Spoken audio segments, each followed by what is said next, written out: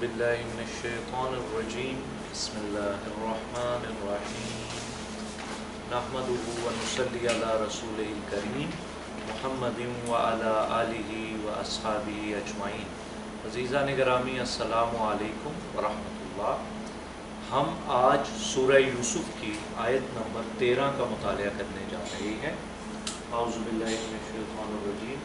قال انی لا یحزننی ان تذهبوا به واخاف ان یأکلہ الذئب وانتم عنہ غافلون۔ صدق اللہ العظیم۔ اردو ترجمہ: قال انی لا یحزننی ان تذهبوا به، حضرت یعقوب علیہ السلام جو کہ والد ہیں حضرت یوسف علیہ السلام کے، وہ برادران یوسف کی بات سننے کے بعد یوں گویا ہوئے، فرمانے لگے کہ مجھے یہ امر غمزدہ کر دیتا ہے کہ تم یوسف کو لے تو جاؤ، وَأَخَافُ أَن يَأْكُلَهُ الذِّئْبُ، اور میرے دل میں یہ خوف ہے کہ کہیں اس کو بھیڑیا نہ کھا جائے، وَأَنْتُمْ عَنْهُ غَافِلُونَ، اور تم اس سے غفلت میں ہو۔ آئیے اب اس کا انگریزی ترجمہ ملاحظہ ہو۔ قال انی لا یحزننی، Jacob said, Hazrat Yaqub alayhi salam said that the fact saddens me, it saddens me an tazhabu bihi, that you may take Yusuf with you, wa akhafu, and I have the apprehension, an yaqulahu az-zi'bu, that a wolf might eat him, wa antum anhu ghafilun, while you are entirely unaware of him۔ آئیے اس کا grammatical analysis کرتے ہیں۔ پہلے لفظی ترجمہ دیکھتے ہیں۔ قال واحد مذکر غائب کے لیے آتا ہے۔ حضرت یعقوب علیہ السلام نے یوں فرمایا، انی، بے شک میں، لا یحزننی، میں تو غم میں چلا جاؤں گا، یہ بات مجھے غمزدہ کرتی ہے، ان، یہ کہ، تذهبوا، تم لے جاؤ، بہی، اس کو، یعنی ذہابہ کا مطلب چلے جانا، تم چلے تو جاؤ، بہی، ساتھ یوسف کے، تو محاورتاً ترجمہ ہوگا تم یوسف کو ساتھ لے جاؤ۔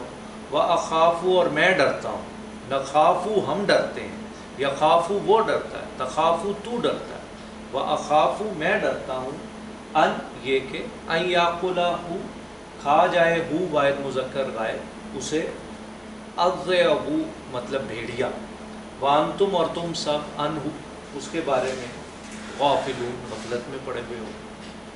گرامر دیکھتے ہیں۔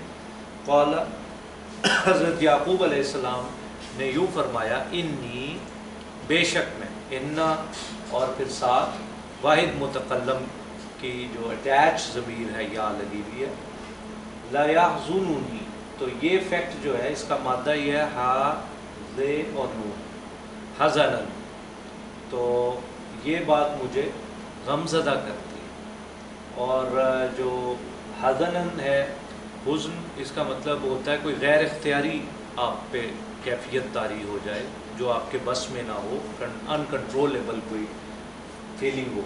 ان تذهبوا به، کہ تم اسے لے جاؤ، ذهب یذهب، اور فہو ذاہب، تو ذهب ہو گیا، یذهب وہ جاتا ہے، جائے گا، فہو ذاہب، اور وہ جانے والا ہے، ذهب یذهب ذهابا فهو ذاہب، بھی، اس کے ساتھ، بھی پریپوزیشن ہے، اور ہی واحد مذکر غائب کی ضمیر ہو گئی۔ وَأَخَافُ، اور میں ڈرتا ہوں، اس کا مادہ ہے خا، واو اور فا، تو خافا یخاف، خوفاً فهو خائف، ڈرنے والے کو کہتے ہیں خائف۔ ان یاکلہ، کہ کھا جائے اسے، اکلا یاکلو اکلن فهو آکل، کھانے والے کو آکل کہتے ہیں، اسے کھا جائے، تو اگلا حرف دیکھیں مرفوع ہے، اس پہ پیش ہے، تو اس کا مطلب ہے کہ یہ ڈوئر آف دی ایکشن، بھیڑیا، زیب، بھیڑیا نہ کھا جائے اسے۔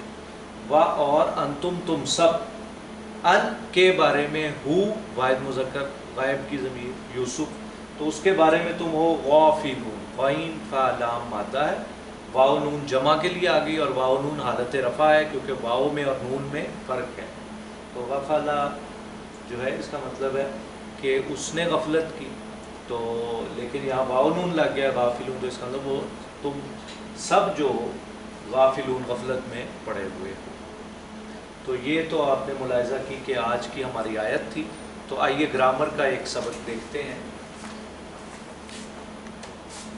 اب آج جو ہم گرامر کو دیکھیں گے، قرآنک گرامر کو، وہ ہمارا موضوع ہے مزید فیہ کے 8 ابواب۔ کل ہم نے ثلاثی مجرد کے 6 ابواب پڑھے تھے، آج 2 ابواب ہم پڑھیں گے۔ اسی طرح روزانہ 2 پڑھیں گے تو 4 دن میں ہم یہ 8 ابواب مکمل کر لیں گے، اور یہ بہت آسان ہے۔ اور جب آپ ان کو سمجھ لیں گے تو آپ قرآن مجید کی خوبصورتی کو اور اس کی فصاحت اور بلاغت کو آپ خود سے اس کا تجربہ کریں گے کہ ایسے عظیم کلام کی فصاحت و بلاغت کو سن کر عرب کے جو بلاغاء، فصحاء، حکماء، خطباء تھے وہ سجدے میں کیوں گر جاتے ہیں۔ آئیے ذرا دیکھتے ہیں۔ تو سب سے پہلے تو اس کی خاصیت سمجھ لیں۔ باب افعال جو ہے وہ متعدی ہوتا ہے۔ جب ہم متعدی کہتے ہیں، اس کو انگریزی میں کہتے ہیں ٹرانزٹیو ورب۔ تو یہ ٹرانزٹیو ہوتا ہے، اس کا مطلب یہ ہوتا ہے it always carries an object, اس میں آبجیکٹ ضرور آئے گا۔ اچھا، اب آپ کو پتہ ہے پہلے ہوتا ہے ماضی، تو اب یہ اس کا سانچہ ہے، یہ اس کی ڈائی ہے۔ ارسلہ اس کا مطلب ہے اس نے بھیجا، آپ کے پاس نوٹس بھی ہیں۔ ارسلہ اس نے بھیجا۔ یرسلو وہ بھیجتا ہے، بھیجے گا، بھیجتا رہے گا۔ ارسلہ ماضی، یرسلو مضارع۔ ارسلہ یرسلو ارسالن بھیجنے کا عمل۔ ارسلہ یرسلو ارسالن فہو مرسل، اور وہ بھیجنے والا ہے، اسم فاعل۔ تو اب یہ سارے جو باب فعال کے سارے اوزان ہیں، جب آپ اس کو نوٹس میں مطالعہ کریں گے تو آپ دیکھیں گے ساؤنڈ سیم آئے گا۔ ارسل یرسلو ارسالا فہو مرسل، ایسے آپ نے یاد کرنا۔ اب یہ دیکھیے آگے ایک اور ورب کی مثال لیتے ہیں۔ انعم اس نے انعام کیا، ینعم وہ انعام کرتا ہے، کرے گا، اور انعامن کوئی عطیہ دینا، انعام کرنا، فہو منعم اور وہ انعام دینے والا ہے، وہ منعم ہے یعنی اللہ کی ذات۔